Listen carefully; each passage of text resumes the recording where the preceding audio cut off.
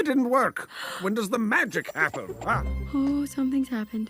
I'm talking. I am talking. Who knew my voice would be this low? Kumusta mga ka-streamers? Narito na ang Tagalog movie breakdown ng pelikulang Wish na mula sa Disney. Ano-ano kaya mga detalye at sekreto ang nalagpasan mo dito?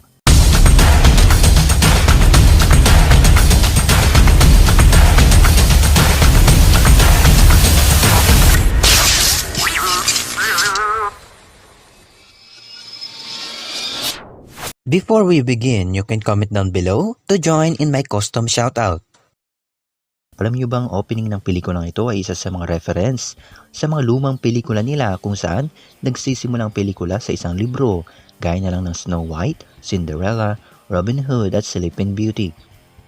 At alam niyo bang ang tahanan ni Asha ay siyang binase sa ilang bahay na makikita natin sa pelikulang Snow White?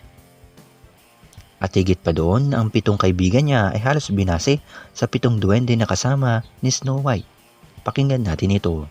The stars are there to guide us.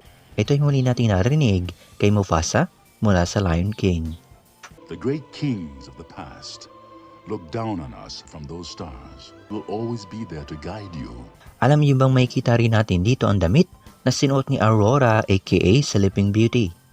Nagkaroon din ng reference ang pelikulang Bambi. Alam niyo bang si Magnifico matapos siyang matrap sa salamin, sinabi niyang, Mirrors, mirrors on the wall. at sa katapusan ng pelikula siya ay hinigop ng salamin at makikita natin ang mukha na ito. Familiar ba ito sa inyo? Ito ay huli nating nakita sa pelikulang Snow White. Malay nyo, si Magnifico ay ang salamin sa pelikulang ito. At dahil ito ay Disney film, nagkaroon din ng reference si Mickey Mouse. Ang end credits ng pelikulang ito ay makikita natin ang ilan sa mga iconic character ng Disney simula noong 90s hanggang sa kasalukuyan. Ito ay palatanda ng kanilang anibersaryo.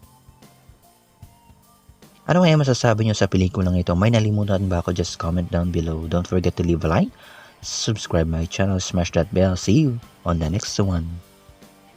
The people of Rosas are good. They deserve more than... I decide what everyone deserves.